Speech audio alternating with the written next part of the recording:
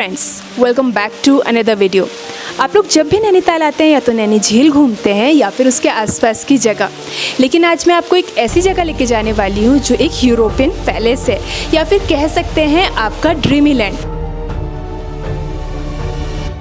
आज मैं आपको लेकर जाने वाली हूँ राजभवन, जो नैनीताल की एक बहुत ब्यूटीफुल जगह है।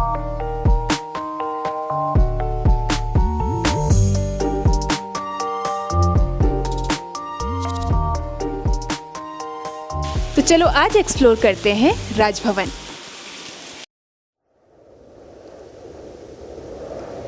नैनीताल एक ऐसा हिल स्टेशन जहां हर मोड़ की अपनी एक अलग स्टोरी है।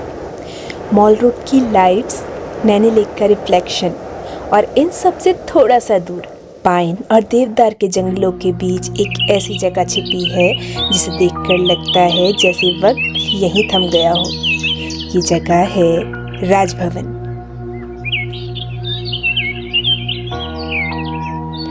आज इसे हम लोक भवन के नाम से भी जानते हैं, लेकिन इसकी कहानी ब्रिटिश एरा तक जाती है। And this is a piece of beautiful Nainital's history.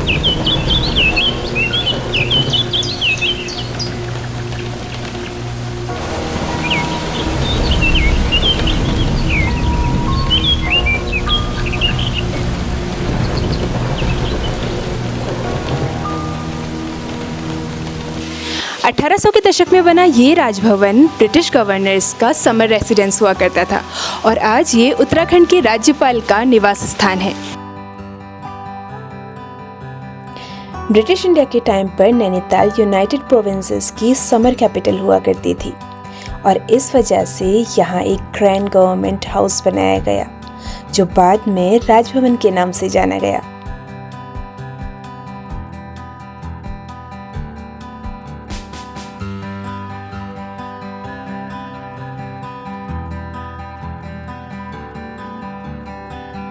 तो हेलो गाइज़, मेरा नाम है नरेंद्र सिंह रौतेला और मैं यहाँ राजभवन में अभी लोकल गाइड हूँ। आपको गाइड करता हूँ अगर आप राजभवन आना चाहते हैं। जो बिल्डिंग आप देख रहे हैं ये बनी हुई है 1899 में, जब ब्रिटिशर रहते थे यहाँ उन्होंने बनवाई है। तो ये सामान जो इधर बना हुआ है, जो चीज़ें रखी हुई हैं, सब ब्रिटिशर की बनाई होती है। आप अंदर जाएंगे, अंदर अभी फ़ोटो वीडियो अलाउ नहीं है, लेकिन अंदर मैं ऐसे ही बता देता हूँ आपको क्या क्या चीज़ देखने को मिलेगी आपको अंदर। फर्स्ट में जाते हैं आपको एक दो लिस्ट लगी हुई दिख जाएंगी जो इसमें आज तक के गवर्नर्स के नाम लिखे हुए हैं। उसी के ऊपर दो हाथी के दांत भी आपको लगे हुए दिखेंगे। तो जो दांत हैं वो ओरिजिनल हैं, 72 kg के हैं, जो जिम कॉर्बेट नेशनल पार्क से मंगवाए हुए हैं। और एक फायर प्लेस देखने को मिल जाएगी आपको उनकी।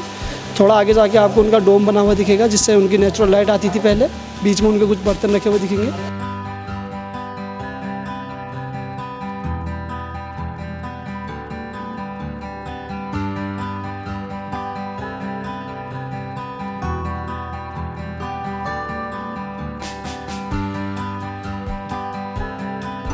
तो यहाँ एक गोल्फ कोर्स भी है जो अलग डिपार्टमेंट, वो हमारे अंडर तो नहीं है, लेकिन उसके बारे में इतना हमें पता है कि वो 44 एकड़ में बना हुआ है और 18 होल का गोल्फ कोर्स है। तो गवर्नर के डिपार्टमेंट में आता है, तो वहाँ उसके लिए आपको अलग मेंबरशिप लेनी पड़ती है। अगर वहाँ खेलने जाते हैं वही लोग अलाउ होते हैं वहाँ पे। ब्रिटिश पीरियड में ये बिल्डिंग सिर्फ एक रेसिडेंसी नहीं थी, बल्कि it was the official residence of the governors of the United provinces. लेकिन इंडिपेंडेंस के बाद राजभवन की कहानी ने कम्प्लीटली न्यू चैप्टर एंटर कर लिया था और उत्तर प्रदेश की फर्स्ट गवर्नर सरोजनी नायडू इस हिस्टोरिकल बिल्डिंग की फर्स्ट पोस्ट इंडिपेंडेंस ऑक्यूपेंट बनी।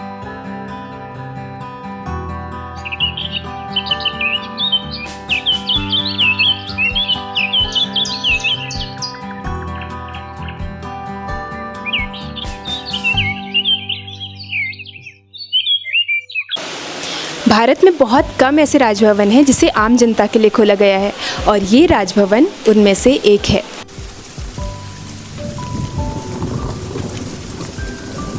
राजभवन की ब्यूटी सिर्फ इस हिस्टोरिकल बिल्डिंग तक ही लिमिटेड नहीं है।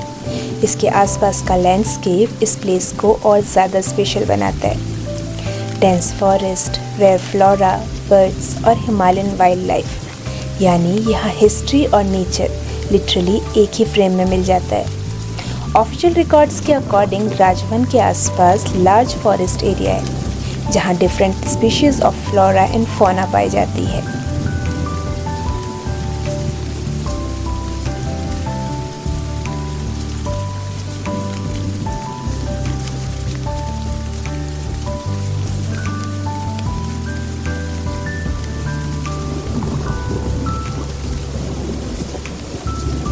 अगर हम इसके टिकट की बात करें तो टिकट का प्राइस है 100 रुपीज़ पर पर्सन।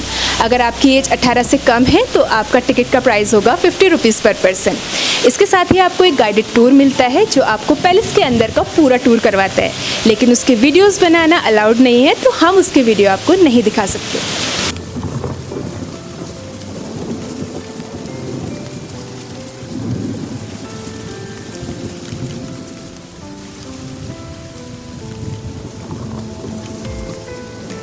आप जब भी राजभवन को पहली नज़र में देखोगे तो इसका आर्किटेक्चर इमीडिएटली अटेंशन ग्रैब करता है। Stone walls, steep roofs, wooden details और एक unmistakable gothic European castle like design.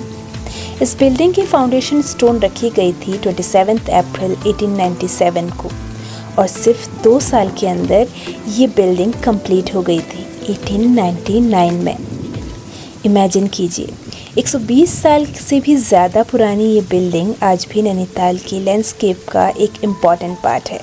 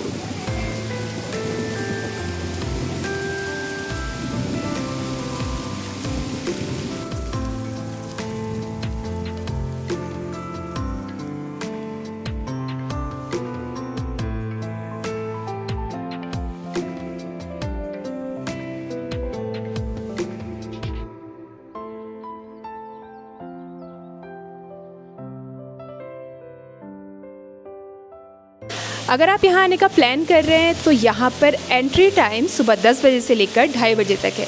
अगर आपको हमारा ये आज का हिस्टोरिकल सफ़र पसंद आया हो तो वीडियो को लाइक कर दो, चैनल को सब्सक्राइब कर दो। मैं मिलती हूँ आपको अगले सफ़र में, तब तक अपना ख्याल रखो। Bye bye.